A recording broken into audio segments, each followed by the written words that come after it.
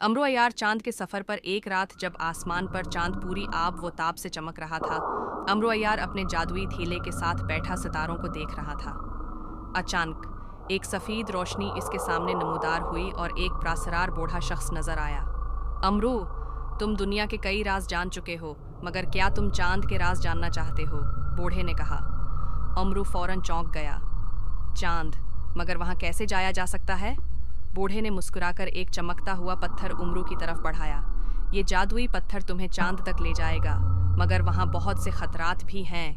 उमरू ने बगैर किसी हचकिचाहट के पत्थर पकड़ा और जैसे ही उसने जादुई अल्फाज दोहराए, एक रोशनी उसके अर्धगर्द घूमने लगी और वो आसमान की तरफ परवाज करने लगा।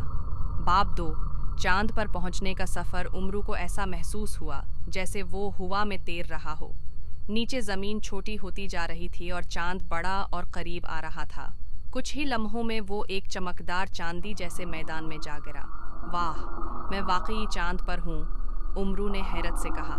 चांद की सतह पर चमकदार चट्टानें और प्रासरार रोशनियों वाले गार थे, मगर सबसे हैरान कुन चीज़ ये थी कि कुछ फासले पर एक अजीब व गरीब किला खड़ा था।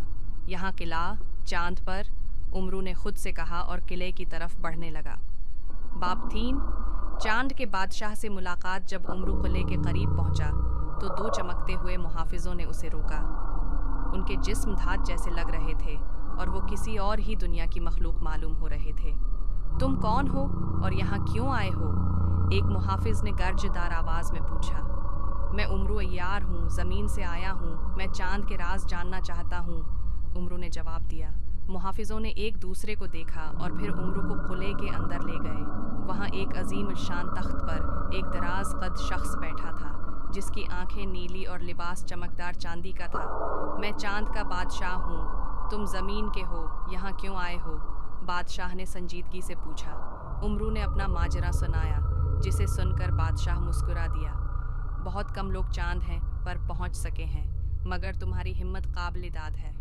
बादशाह ने उमरू को चांद के कदीम राज बताने का वादा किया, मगर शर्त रखी, तुम्हें चांद के सबसे खतरनाक दुश्मन सियाह साया को शिकस्त देना होगी।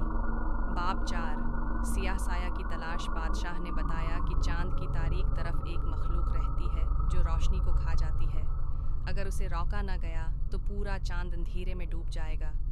उमरू ने हिम्मत से बादशाह की शर्त कबूल की और चांद के सबसे तारीक इलाके की तरफ निकल पड़ा। जैसे जैसे वो आगे बढ़ा, चांद की ज़मीन सुनहरी चमक से स्याह और खौफनाक होने लगी। अचानक एक गहरी खाई से एक सियाह धंध की मानिंद साया उभरा। वो चलती हुई एक बड़ी मखलूक में बदल गई, जिसकी आंखें सरख और वजूद धुएं जैसा था। अमरू, तुम ज़मीन के हो, वापस चले जाओ, वरना मैं तुम्हें अंधेरे में गायब कर दूंगा। सियाह साया गिर जा। मैं डरने वाला नहीं हूँ, उमरू ने कहा और फौरन अपनी जादुई थैली में हाथ डाला। बाप पाँच, चालाकी और जादुई थीले का कमाल। सियाह साया अपनी सियाह रोशनी से उमरू पर हमला करने ही वाला था कि उमरू ने अपनी जादुई थीली से एक चमकदार आईना निकाल लिया। ये लो, अपनी ही सियाही का मजा चखो, उमरू ने आईना उसकी तरफ कर दिया। सियाह साया ने जब आईने में देखा तो उसकी रोशनी पलटकर उस पर पड़ी और वो तकलीफ से चीखने लगा। नहीं, ये मुमकिन नहीं, वो चीखता रहा और धीरे धीरे तहलील होने लगा। चंद लम्हों में वो मुकम्मल तौर पर गायब हो चुका था और चांद की सरजमीन दोबारा चमकने लगी। बाप छेक्स, चांद का इनाम और वापसी। उमरू वापस किले पहुंचा तो बादशाह खुश हो गया। तुमने चांद को बचा लिया, मैं तुम्हें एक ख़ास तहफ़ा देना चाहता हूँ। बादशाह ने उमरू को एक नीला पत्थर दिया जो रोशनी से चमक रहा था। ये पत्थर तुम्हें जब भी ज़रूरत हो ज़मीन से चांद तक ला सकता है।